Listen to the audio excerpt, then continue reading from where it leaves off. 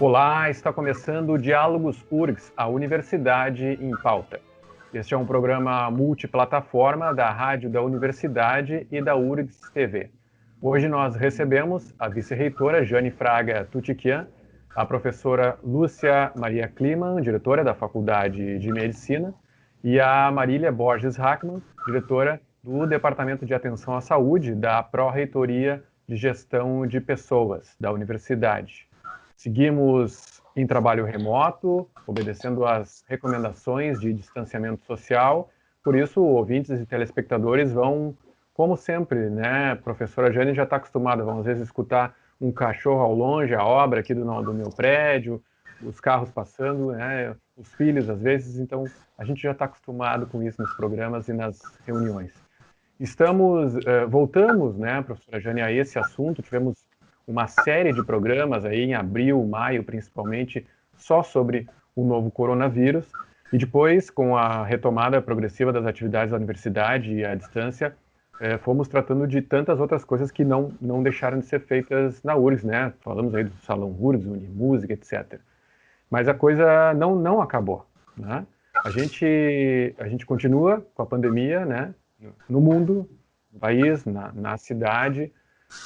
Covid-19 continua, novo coronavírus permanece, não temos ainda solução para esse problema, continuamos precisando de distanciamento social e de paralisação ou alteração de atividades. Nós temos um momento delicado, porque muitas pessoas precisam voltar a algumas atividades para ter renda, né?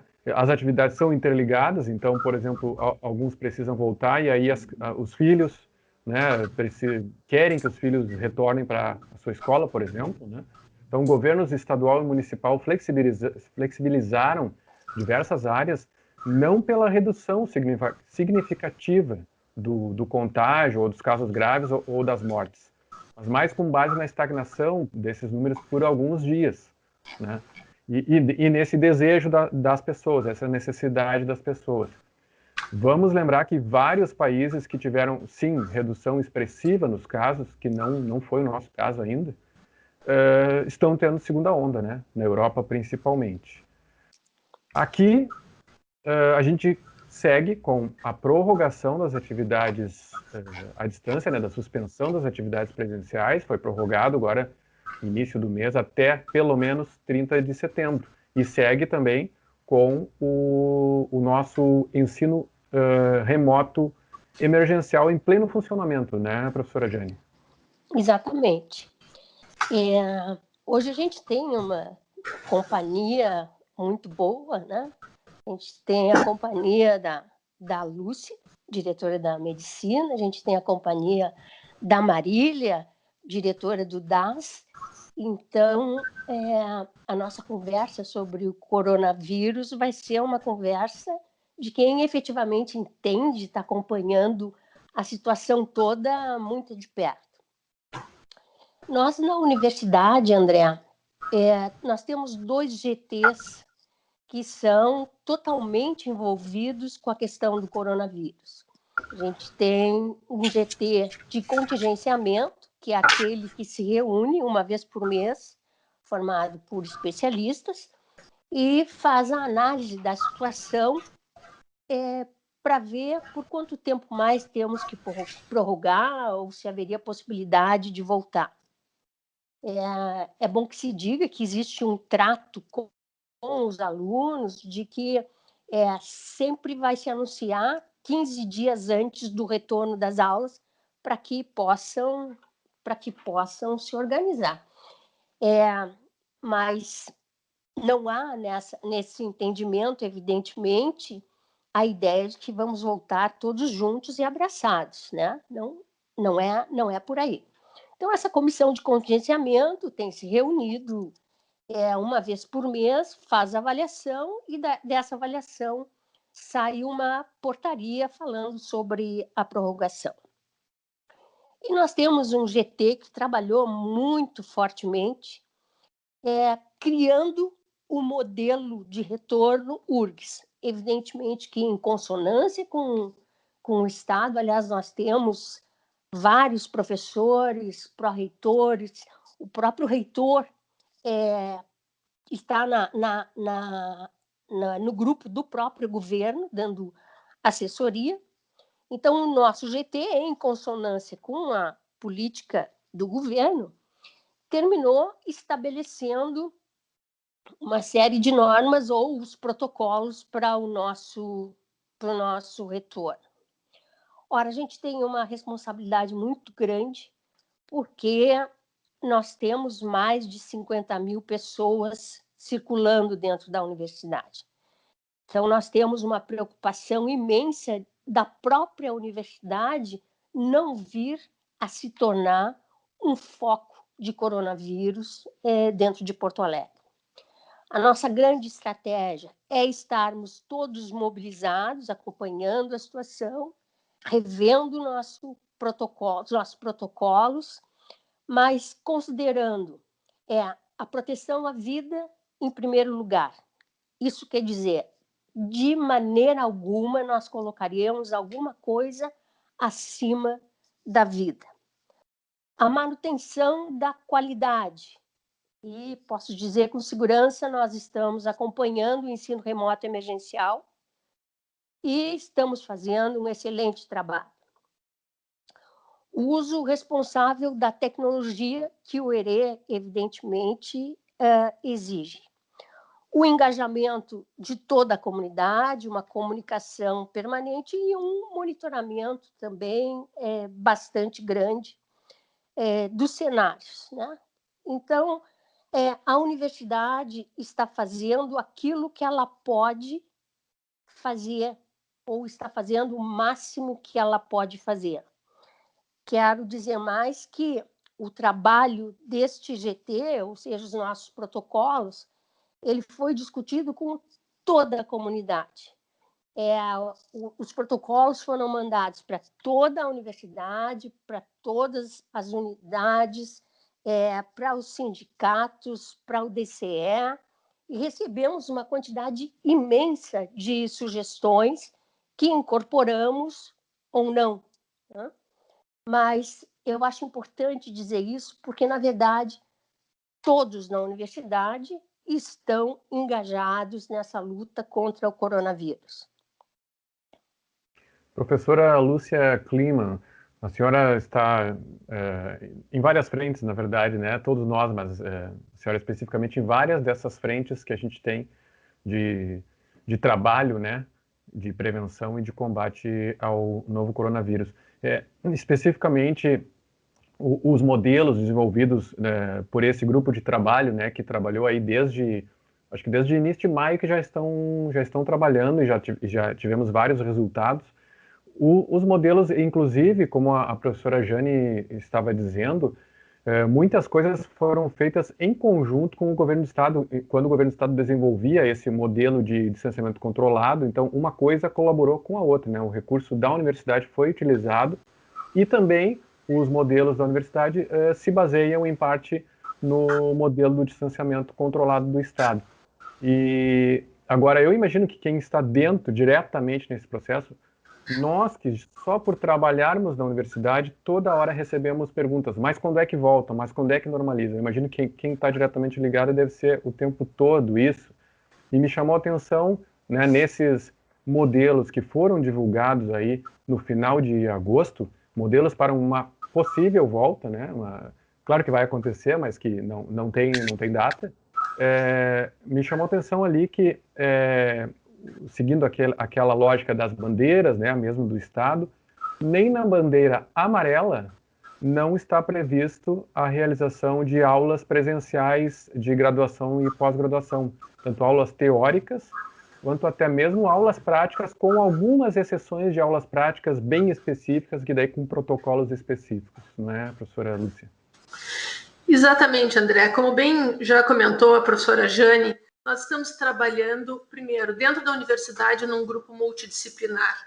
E quanto mais a gente trabalha em grupo multidisciplinar, mais a gente gosta e mais a gente aprende. A nossa universidade é um universo com uma diversidade de situações muito grande. E esse nosso grupo de trabalho conseguiu contemplar muitas, ou pelo menos a grande maioria dessas características da universidade. Nós fizemos no nosso, como produto, vamos dizer, do nosso grupo de trabalho, um roteiro, um relatório que contempla 45 diferentes atividades dentro da universidade. Foi interessante que nos primeiros manuais divulgados pelo governo do estado, e é um detalhe importante, o governo do estado está sendo assessorado pela universidade.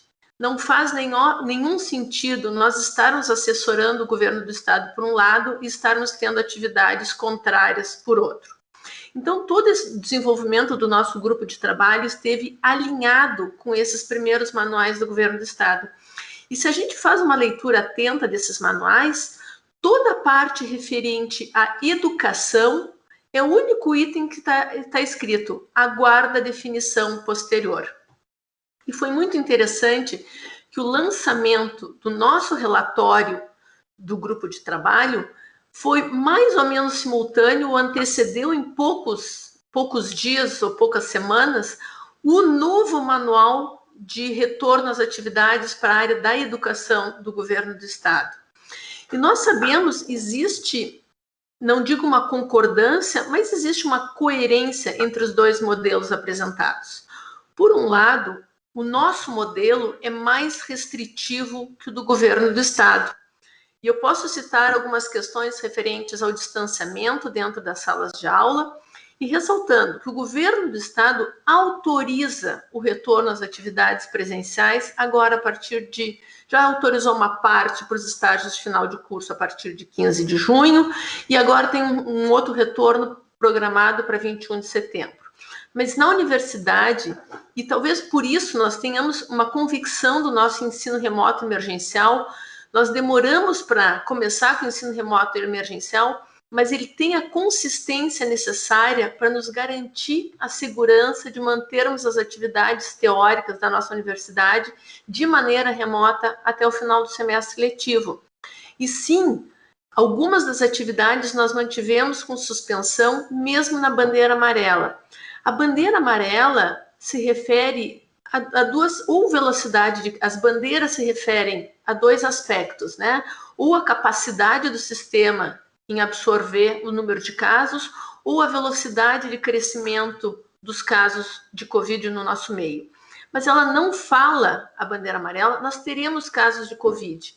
E nós sabemos que com a redução do distanciamento social que pode acontecer numa sala de aula, nós vamos estar colaborando, ou potencialmente colaborando, para uma mudança de bandeira, do amarelo para o laranja ou até do laranja para o vermelho.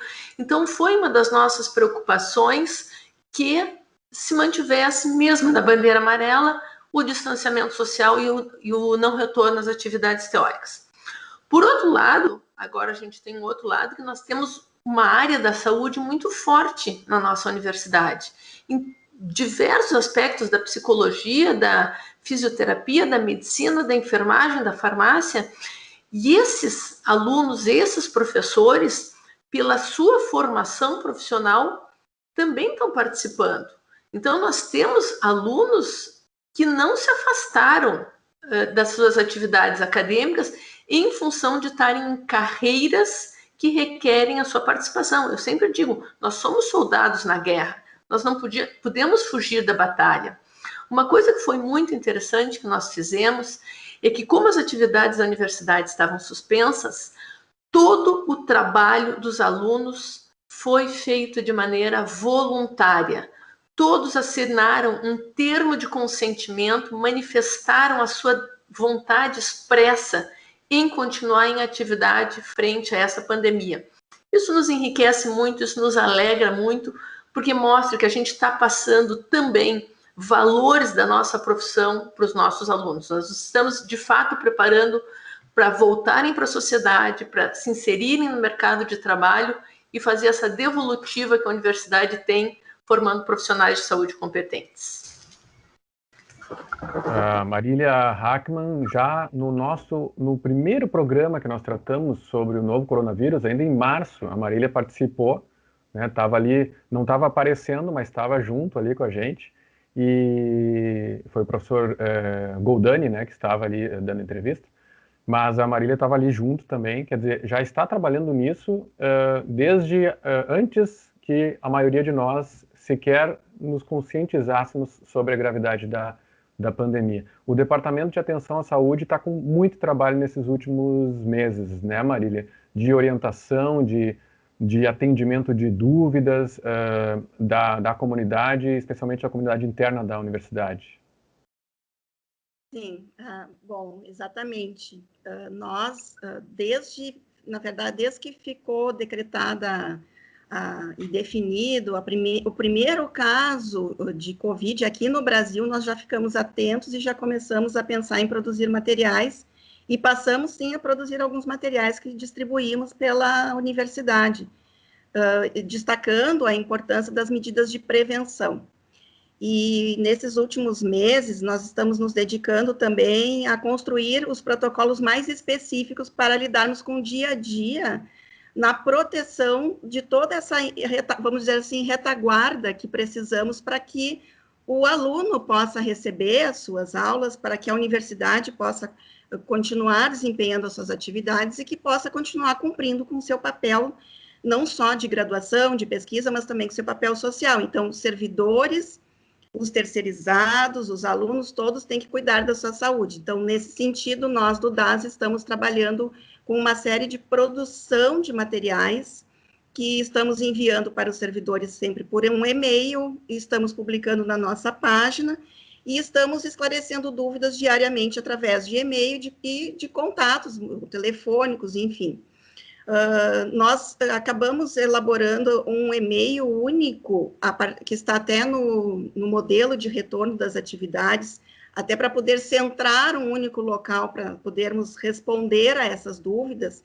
Este e-mail foi ativado a partir do momento da publicação da portaria do reitor, dando a publicidade e a oficialidade, né, do modelo de retorno. E o e-mail é das_dúvidas_covid19@urgs.br. Nós, até o momento, recebemos por este e-mail apenas uma dúvida, e nós estamos daí respondendo, contando com a nossa equipe de profissionais, e quando não for da nossa área, quando for uma área mais de aquisição de material relacionado a Proplan ou até ao Prograde, alguma outra área, nós estaremos reencaminhando este e-mail para ser respondido. E estamos também findando, junto com todos os médicos do trabalho do DAS, um documento para elaborando assim, quais são as rotinas que os gestores devem atentar quando do retorno. Então, eu tenho um servidor que está assintomático, o que eu faço com ele e com os outros, né? Qual é o cuidado no ambiente de trabalho, reforçando e complementando aquelas orientações que já estão lá definidas nesse nosso modelo aí de retorno e nesse nosso protocolo. Estamos também trabalhando com a GERT, para que os terceirizados já foram capacitados alguns para fazer a higienização correta, não só a limpeza, mas também a desinfecção, seguindo todos os protocolos que constam na Organização Mundial de Saúde, nos órgãos de vigilância. Então, todo esse cuidado a gente está participando efetivamente, e como disse a professora Lúcia, é ótimo a gente trabalhar com uma equipe multiprofissional, e é ótimo também, professora Jane, até a André também, a gente trabalhar em conjunto com toda a comunidade, porque de fato teremos aí um ótimo resultado, e nós vamos com certeza conseguir pelo menos assim impedir ou diminuir, né, uma incidência dentro da universidade, né, dentro dos nossos colaboradores. Enquanto isso, professora Jane, já para encerrar, né, que nosso tempo está terminando, mas acho que a gente tem a responsabilidade aqui de tranquilizar também as pessoas, né, e a gente tem aí pelo menos duas notícias, uma ruim e uma boa, né, no momento, assim. A ruim é que não terminou, a gente tem que continuar com todos esses cuidados, e a universidade, infelizmente, não vai voltar agora às aulas presenciais, não tem data para voltar, estamos torcendo que logo tenha alguma data, mas não tem data, e quando tiver, isso vai ser informado com antecedência. Essa é a notícia ruim. A notícia boa é que justamente existe essa preocupação, né, dentro da universidade, com a segurança de todos, e que as atividades seguem porque o ensino remoto emergencial, que alguns disseram, mas como demorou para começar, mas justamente porque foi muito bem planejado e está a pleno vapor aí, né? As atividades continuam. Eu queria deixar muito claro para toda a comunidade acadêmica, porque tem chegado inúmeras vezes a mesma pergunta, que é assim: nós vamos seguir o governo federal, nós vamos seguir o governo estadual, né? Eu quero fazer um apelo à nossa comunidade que siga a URGS, né? Porque nós temos de atender ao governo estadual e ao governo federal. E nós estamos muito atentos em relação a isso. De maneira nenhuma nós colocaríamos em risco a vida de qualquer pessoa. Então, sigam a URGS. A gente tem equipes fantásticas trabalhando em relação a tudo que acontece no país em relação à Covid. O que acontece no país, acontece no Rio Grande do Sul e acontece em Porto Alegre. Não temos nenhuma previsão de volta, né? Eu acho que isso tem que ficar muito claro. E avisaremos com antecedência, a antecedência necessária para que as pessoas se organizem quando nós tivermos possibilidade de retorno. Vai longe ainda isso, eu acho muito difícil que nós consigamos voltar até o final do ano. Embora seja muito ruim dizer isso, eu tenho a tranquilidade de saber que a qualidade da nossa comunidade assegura a qualidade da universidade em toda e qualquer circunstância. E a gente lembra, né, em todos os programas, o nosso hot site sobre o assunto, urgs.br/coronavírus, com todas as orientações necessárias e de prevenção e sobre o que a universidade está realizando desde março, né, em relação a isso. E o hot site é urgs.br/ensino remoto, com as orientações para a comunidade de alunos e de professores, principalmente, sobre o ensino remoto emergencial que está se desenrolando. Agradeço, então, a presença André, da vice-reitora. Antes de tu agradeceres, faz uma chamada com voz de locutor, aqueles assim. Semana que vem é o salão, né? A partir do dia 14 nós temos o salão. De 14 a 18, o Salão URGS, nós já falamos nisso, mas sempre é bom, né, professora, a gente lembrar as pessoas. Os trabalhos estão inscritos e a semana toda teremos programação online, né, durante toda a semana dos 6 salões, na verdade, o Salão URGS 2020 que está aí. E as inscrições superaram, André. As inscrições superaram o salão presencial. Que bom, ótimo. Obrigado, professora Jane Fraga Tutkian, vice-reitora. Obrigado, professora Lúcia Maria Kliman, diretora da Faculdade de Medicina. E obrigado, Marília Borges Hackman, diretora do Departamento de Atenção à Saúde da Pró-Reitoria de Gestão de Pessoas da URGS. O público pode fazer contato com o programa pelo e-mail dialogos@urgs.br. Este programa teve produção e apresentação de André Grassi, com o apoio das estruturas da Rádio da Universidade, da URGS TV, da Secretaria de Comunicação da URGS e do Incluir, o Núcleo de Inclusão e Acessibilidade. Esta edição do Diálogos URGS está disponível nos canais da URGS TV, no YouTube e no Facebook. Até o próximo programa.